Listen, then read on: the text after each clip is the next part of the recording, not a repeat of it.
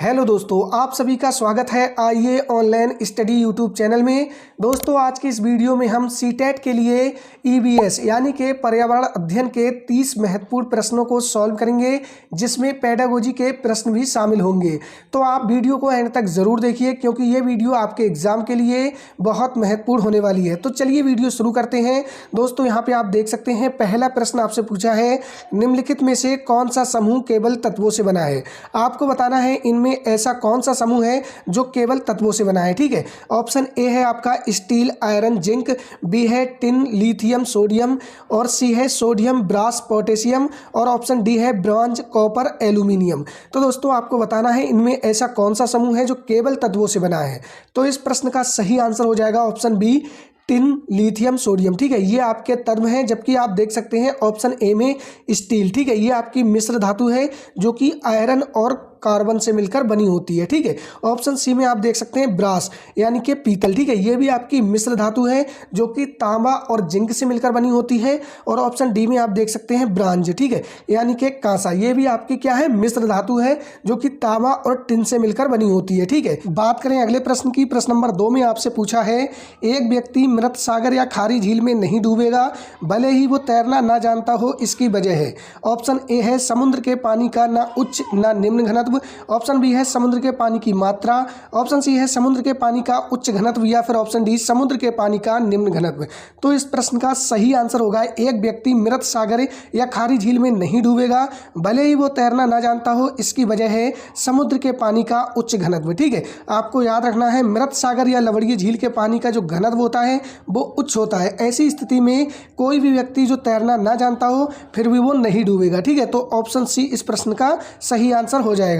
बात करें अगले प्रश्न की। प्रश्न नंबर 3 में पूछा है, दो भारतीय पक्षी वृक्ष या झाड़ी की डाली पर अपना लटकता घोंसला बनाते हैं। ये दो भारतीय पक्षी हैं, बसंत गौरी और शक्करखोरा, दर्जन चिड़िया और कलचिड़ी और बीवर पक्षी, या फिर शक्करखोरा और दर्जन चिड़िया। तो इस प्रश्न का सही आंसर होगा ऑप्शन डी, शक्करखोरा और दर्जन चिड़िया। ठीक है, आपको याद रखना है, शक्करखोरा छोटा लटकता हुआ घोंसला बनाती है, जबकि दर्जन चिड़िया, जिसे टेलर बर्ड नाम से भी जाना जाता है, ये पत्तियों को सिलकर घोंसला बनाती है। ठीक है, तो ऑप्शन डी इस प्रश्न का सही आंसर हो जाएगा। बात करें अगले प्रश्न की। प्रश्न नंबर 4 में पूछा है, निम्नलिखित प्रश्न में अभिकथन और कारण को आगे रखा गया है, कथनों को ध्यान से पढ़ें और निम्नलिखित में से सही विकल्प का चयन करें। अभिकथन है, पर्यावरण अध्ययन का पाठ्यचर्या थीम पर आधारित है और प्रत्येक थीम अंतः संबंधित है। कारण बताया गया है, पर्यावरण अध्ययन के पाठ्यचर्या को थीम पर आधारित रखने का सबसे मुख्य कारण है कि इसमें हर थीम की गहरी समझ बनती है और हर थीम की शुरुआत सवालों से होती है। तो इस प्रश्न का सही आंसर क्या होगा? अभिकथन असत्य है परंतु कारण सत्य है, अभिकथन सत्य है लेकिन कारण असत्य है, या फिर अभिकथन और कारण दोनों सही हैं और कारण अभिकथन की सही व्याख्या है, या फिर अभिकथन और कारण सही हैं लेकिन कारण अभिकथन की व्याख्या नहीं है।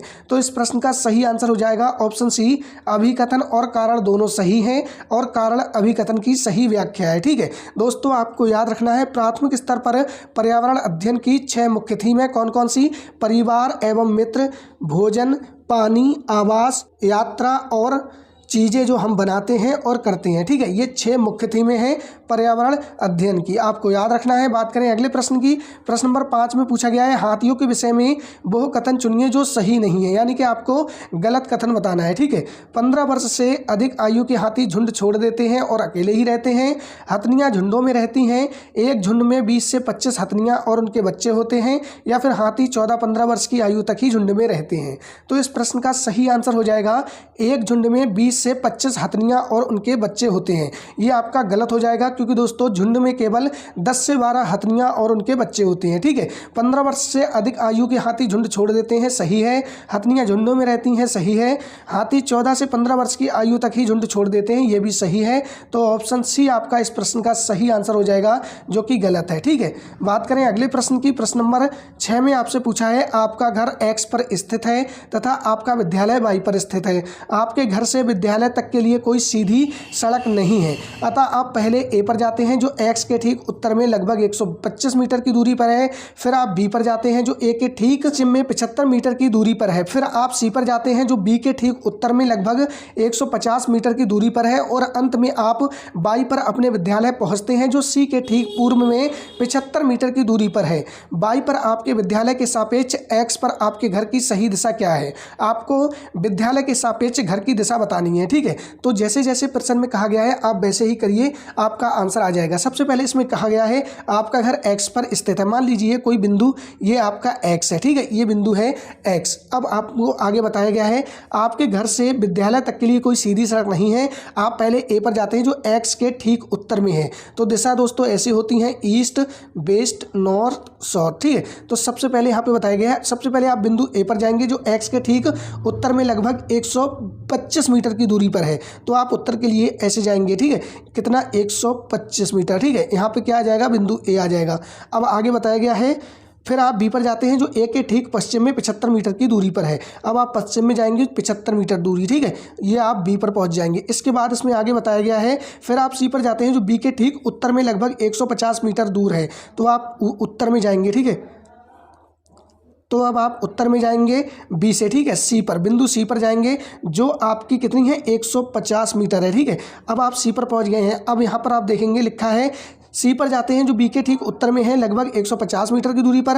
अंत में आप बाई पर अपने विद्यालय पहुंचते हैं जो सी से ठीक पूरब में 75 मीटर की दूरी पर है। आप 75 मीटर दूरी आएंगे पूरब में और ये कितनी है? 75 मीटर है। ठीक है, और आप कहाँ आ जाएंगे? आप आ जाएंगे बाई पर। ठीक है, आप कहाँ आ जाएंगे? बाई पर। ठीक है, बाई पर आपके विद्यालय के सापेक्ष एक्स पर आपके घर की सही दिशा होगी। तो अब आप यहाँ से बताएंगे कि जो एक्स है वो कहाँ है। तो दोस्तों यहाँ पे आप देख सकते हैं एक्स कहाँ है? साउथ में होगा। ठीक है, बाई के सापेक्ष देख सकते हैं एक्स कहाँ है? साउथ में है। तो इसका सही आंसर क्या हो जाएगा? दक्षिण। ठीक है, तो ऑप्शन सी आपका सही आंसर होगा, ठीक दक्षिण। बात करें अगले प्रश्न की। प्रश्न नंबर 7 में आपसे पूछा है पौधों की प्रजाति एक्स है जो बहुत अधिक संख्या में पैदा होती है लेकिन पूरे विश्व में भारत के बाई भाग में ही पाई जाती है। ये किस प्रकार की प्रजाति? आपसे पूछा गया है पौधे की एक प्रजाति है एक्स जो बहुत अधिक संख्या में पैदा होती है लेकिन पूरे विश्व में भारत के बाई भाग में ही पाई जाती है। ये किस प्रकार की प्रजाति है? विलुप्त होने के कगार पर है, प्रचुर मात्रा में है, विदेशी है या स्थानिक है? तो इस प्रश्न का सही आंसर हो जाएगा ये जो प्रजाति है वो स्थानिक है। ठीक है, स्थानिक यानी कि एंडेमिक है। वे प्रजातियां जो केवल एक विशेष भौगोलिक क्षेत्र में पाई जाती हैं स्थानिक प्रजातियां कहलाती हैं। ठीक है, तो ऑप्शन डी आपका सही आंसर हो जाएगा इस प्रश्न का। बात करें अगले प्रश्न की। प्रश्न नंबर 8 में पूछा है निम्नलिखित में से उस समूह का चयन कीजिए जो मिश्र धातुओं से बना है। आपको बताना है इनमें से वो कौन सा समूह है जिसमें केवल मिश्र धातु हैं। Steel, brass, bronze, lithium, magnesium, aluminium, steel या स्टील, ब्रास, टिन। तो दोस्तों यहाँ पे आप देख सकते हैं लिथियम ये आपकी मिश्र धातु नहीं है, एल्यूमिनियम, मैग्नीशियम ये भी आपकी मिश्र धातु नहीं है और यहाँ पे टिन देख सकते हैं ये भी आपकी मिश्र धातु नहीं है। जबकि ऑप्शन ए में आप देख सकते हैं स्टील, ब्रास और ब्रॉन्ज। ठीक है, ये आपकी मिश्र धातुएं हैं। तो ऑप्शन ए आपका इस प्रश्न का सही आंसर हो जाएगा। बात करें अगले प्रश्न की। प्रश्न नंबर 9 में पूछा है ईवीएस पढ़ाते समय एक शिक्षक निम्नलिखित विधियों का पालन करता है। सोचो, जोड़ो, साझा करो। पारस्परिक, सहपाठी ट्यूशन, जिज्ञासा, रणनीति, सहपाठी पुनरीक्षण ये उदाहरण हैं। आगमनात्मक उपागम, सहपाठी समूह द्वारा सीखना, रचनात्मक उपागम या फिर उपदेशात्मक उपागम। तो इस प्रश्न का सही आंसर हो जाएगा ये जो विधियां हैं ये सभी उदाहरण हैं सहपाठी समूह द्वारा सीखना, यानी कि ऑप्शन बी आपका सही आंसर हो जाएगा। बात करें अगले प्रश्न की। प्रश्न नंबर 10 में पूछा है एक्स और वाई स्कूल जाने वाले बच्चे हैं। ठीक है, एक्स वाई दो बच्चे हैं। एक्स को तला हुआ खाना और मैदा से बने उत्पाद बहुत पसंद हैं। दूसरी तरफ वाई घर का बना स्वस्थ खाना खाता है लेकिन वो पालक और अन्य हरी पत्तेदार सब्जियां कभी नहीं खाता। कौन? वाई। ठीक है, दोनों को निम्नलिखित में से क्रमशः किस विकार से पीड़ित होने की संभावना है? प्लेग्रा और एनीमिया, स्कर्वी और एनीमिया, क्वैसिओरकर और एनीमिया या फिर मोटापा और एनीमिया। तो यहाँ पे एक्स को मोटापा से पीड़ित होने की संभावना है जबकि वाई को एनीमिया की संभावना है, क्योंकि दोस्तों जो एनीमिया होती है वो आयरन की कमी से होती है। वाई है ये आपका पालक, अन्य हरी पत्तेदार सब्जियां नहीं खाता है, यानी कि इसे एनीमिया होने की संभावना है। तो ऑप्शन डी आपका सही आंसर हो जाएगा, एक्स को मोटापा और वाई को एनीमिया। ठीक है, बात करें अगले प्रश्न की। प्रश्न नंबर 11 में पूछा है तेलंगाना के सापेक्ष गुजरात और बिहार क्रमशः क्या स्थितियां हैं। आपको बताना है तेलंगाना के सापेक्ष गुजरात और बिहार की क्या स्थितियां हैं। तो इस प्रश्न का सही आंसर हो जाएगा जो तेलंगाना है वो भारत के दक्षिणी भाग में है और तेलंगाना के सापेक्ष जो गुजरात की स्थिति होगी वो उत्तर पश्चिम होगी और दोस्तों जो बिहार की स्थिति होगी वो उत्तर पूर्व होगी। ठीक है, तो ऑप्शन ए इस प्रश्न का सही आंसर हो जाएगा। जो गुजरात की स्थिति होगी वो उत्तर पश्चिम होगी और जो बिहार की होगी वो उत्तर पूर्व होगी। तो ऑप्शन ए इस प्रश्न का सही आंसर हो जाएगा। बात करें अगले प्रश्न की, प्रश्न नंबर 12 में पूछा गया है ईवीएस में पर्यावरण अर्थात मानव निर्मित पर्यावरण, प्राकृतिक पर्यावरण, सामाजिक पर्यावरण, सांस्कृतिक पर्यावरण है।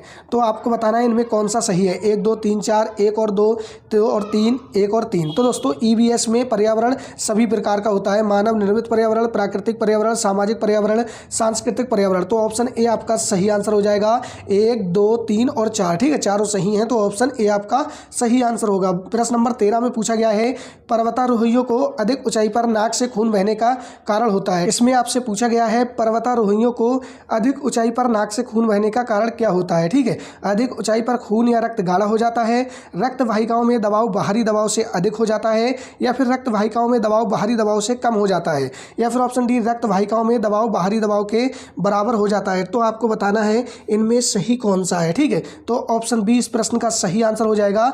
रक्त वाहिकाओं में दबाव बाहरी दबाव से अधिक हो जाता है। तो ऑप्शन बी आपका सही आंसर हो जाएगा। बात करें अगले प्रश्न की, प्रश्न नंबर 14 में आपसे पूछा गया है एक ईवीएस शिक्षिका ने सरसों, हरा चना और मिर्च के प्रत्येक 20 बीजों में से कितने बीज अंकुरित हुए के लिए एक डेटा चार्ट प्रदर्शित किया।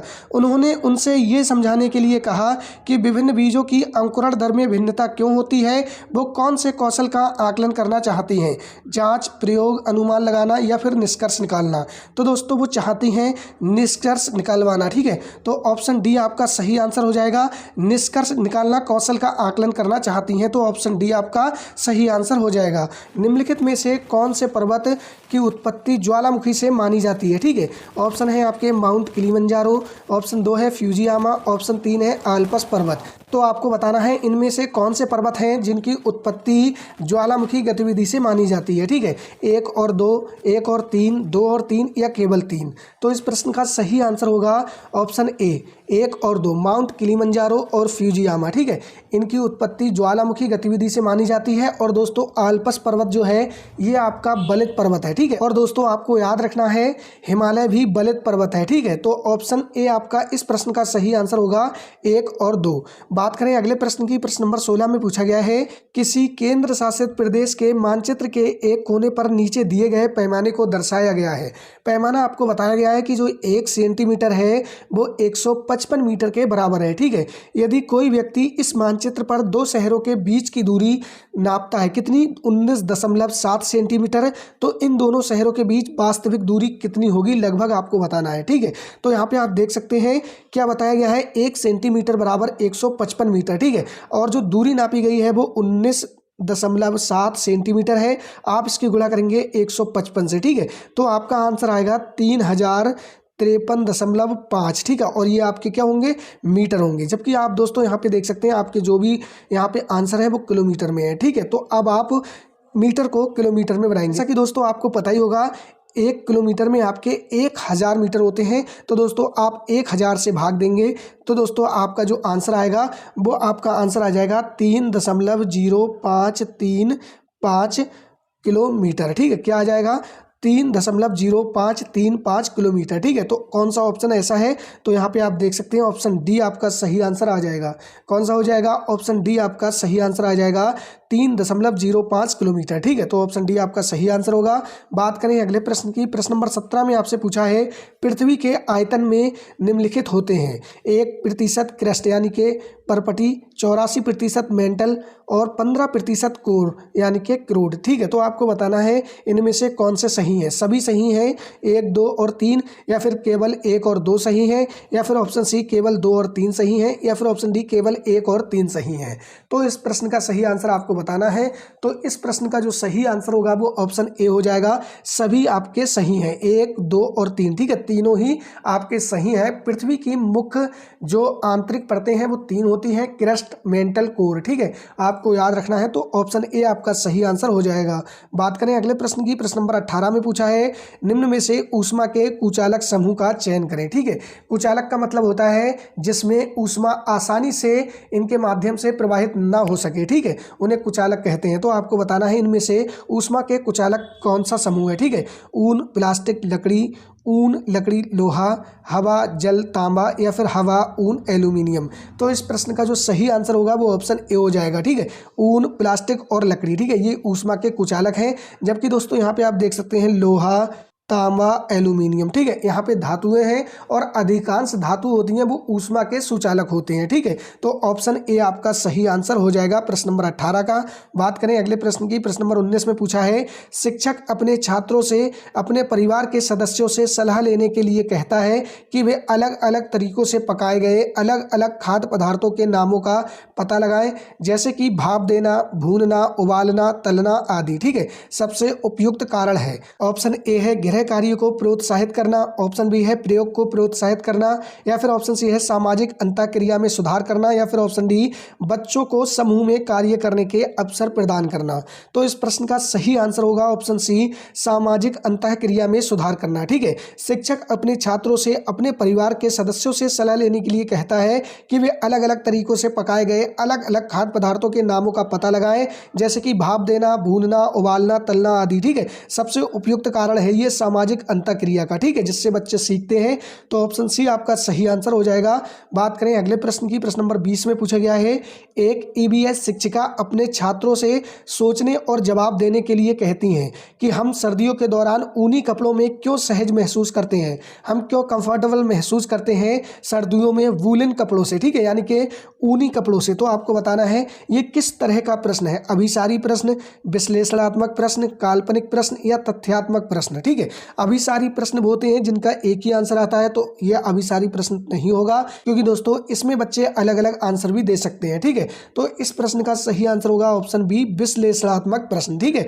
जो प्रश्न है हम सर्दियों के दौरान ऊनी कपड़ों में सहज महसूस करते हैं, ये किस तरह का है, विश्लेषणात्मक प्रश्न, ऑप्शन बी आपका सही आंसर होगा। बात करें अगले प्रश्न की, प्रश्न नंबर 21 में आपसे पूछा है कौन सा पक्षी अपना घोंसला अलमारी के ऊपर आईने के पीछे बनाता है, कौवा, गौरैया, कोयल या इनमें से कोई नहीं। तो ऐसा कौन सा पक्षी है जो अपना घोंसला अलमारी के ऊपर आईने के पीछे बनाता है, तो सही आंसर होगा ऑप्शन बी, गौरैया, ठीक है। ऑप्शन बी आपका सही आंसर हो जाएगा, गौरैया। बात करें अगले प्रश्न की, प्रश्न नंबर 22 में पूछा है सौर मंडल का सबसे चमकीला ग्रह कौन सा है, आपको बताना है सबसे चमकीला ग्रह कौन सा है, ठीक है। बृहस्पति, बुध, शुक्र, वरुण। तो दोस्तों आपको याद रखना है जो बृहस्पति यानी कि जुपिटर है ये सौरमंडल का सबसे बड़ा ग्रह है, ठीक है, सबसे बड़ा ग्रह है बृहस्पति। और दोस्तों बुध, ये आपको याद रखना है ये सबसे छोटा ग्रह है और साथ ही साथ ये सूर्य के सबसे नजदीक ग्रह है, ठीक है। और दोस्तों जो वरुण है ये सूर्य से सबसे दूर ग्रह है, ठीक है। इस प्रश्न का सही आंसर होगा ऑप्शन सी, शुक्र यानी कि वीनस, ठीक है। इसे चमकीला ग्रह कहते हैं, ठीक है। और दोस्तों इसे सांझ का तारा, भोर का तारा भी कहते हैं, ठीक है, ये भी आपको याद रखना है। और दोस्तों इसे पृथ्वी की बहन भी कहते हैं, ठीक है, किसे, शुक्र ग्रह को। तो ऑप्शन सी आपका सही आंसर हो जाएगा। बात करें अगले प्रश्न की, प्रश्न नंबर 23 में आपसे पूछा गया है डॉक्टर मरीजों से मलेरिया की पहचान के लिए खून की जाँच कराने के लिए निर्देशित करते हैं, खून की जाँच से क्या होगा, उसमें उपस्थित हीमोग्लोबिन का पता चलेगा, उसमें उपस्थित लौह तत्व की मात्रा का पता चलेगा, या फिर ऑप्शन सी उसमें मादा मच्छर के अंडों की उपस्थिति का पता चलेगा, या फिर उसमें उपस्थित जीवाणुओं का पता चलेगा। तो इस प्रश्न का कौन सा सही आंसर होगा आपको बताना है। तो इस प्रश्न का सही आंसर होगा ऑप्शन डी, उसमें उपस्थित जीवाणुओं का पता चलेगा, ठीक है। कौन सा हो जाएगा, ऑप्शन डी हो जाएगा आपका आंसर, उसमें उपस्थित जीवाणुओं का पता चलेगा। बात करें दोस्तों अगले प्रश्न की, प्रश्न नंबर 24 में आपसे पूछा गया है पक्षियों का अध्ययन करने वालों ने यह परीक्षण किया कि पक्षियों की एक विशेष प्रजाति में नर पक्षी अपने अपने घोंसले बनाते हैं, मादा पक्षी उन सभी घोंसलों को देखती है, उनमें से जो सबसे अच्छा लगता है उसमें ही वो अंडे देने का निश्चय करती है। इस पक्षी का नाम है दर्जन चिड़िया, बीवर पक्षी, कलचिड़ी या शक्करखोरा। तो इस प्रश्न का सही आंसर हो जाएगा ऑप्शन बी, बीवर पक्षी। ठीक है, कौन सा हो जाएगा? ऑप्शन बी बीवर पक्षी। बात करें अगले प्रश्न की, प्रश्न नंबर 25 में आपसे पूछा है निम्नलिखित में से कौन बाल केंद्रित रणनीतियों का सबसे अच्छा दर्शाता है? चर्चा, प्रदर्शन, व्याख्यान या सर्वेक्षण। ठीक है, आपको बताना है ए और बी सही है, बी और सी सही है, सी और डी सही है या फिर ए और डी सही है। ठीक है, तो आपको बताना है इनमें से कौन सा सही है।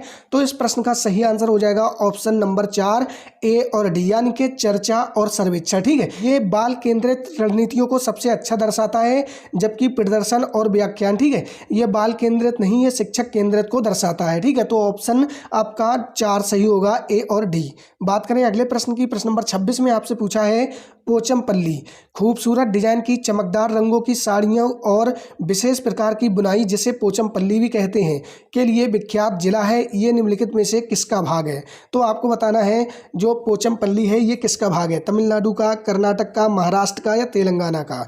तो इस प्रश्न का सही आंसर होगा ऑप्शन डी तेलंगाना। ठीक है, कौन सा हो जाएगा? ये तेलंगाना का भाग है, तो ऑप्शन डी आपका सही आंसर हो जाएगा। बात करें अगले प्रश्न की, प्रश्न नंबर 27 में पूछा है निम्नलिखित में से कौन सा पक्षी कैक्टस पौधों के कांटों के बीच अपना घोंसला बनाता है? बया, कबूतर, फाख्ता या करखोरा? तो ऐसा कौन सा पक्षी है जो कैक्टस पौधों के कांटों के बीच अपना घोंसला बनाता है? तो ऑप्शन सी आपका राइट आंसर हो जाएगा, फाख्ता। ठीक है, आपको याद रखना है ये जो पक्षी है वो कैक्टस पौधों के बीच अपना जो घोंसला है वो बनाता है। प्रश्न नंबर 28 में पूछा है निम्नलिखित में से कौन सा समूह प्राथमिक स्तर पर ईवीएस के थीमों को दर्शाता है? ऑप्शन ए है मौसम, पानी, यात्रा, ऑप्शन बी है भोजन, पदार्थ, आवास, ऑप्शन सी है परिवार और मित्र, यात्रा, प्राकृतिक संसाधन या फिर ऑप्शन डी आवास, यात्रा, चीजें जो हम बनाते और करते हैं। तो आपका सही आंसर होगा ऑप्शन डी आवास, यात्रा, चीजें जो हम बनाते और करते हैं। ठीक है, ये प्राथमिक स्तर पर ईवीएस के थीमों को दर्शाता है। ठीक है, जैसा कि दोस्तों आपको पता है जो ईवीएस की प्राथमिक स्तर पर 6 थीम मुख्य हैं। ठीक है, कौन कौन सी हैं?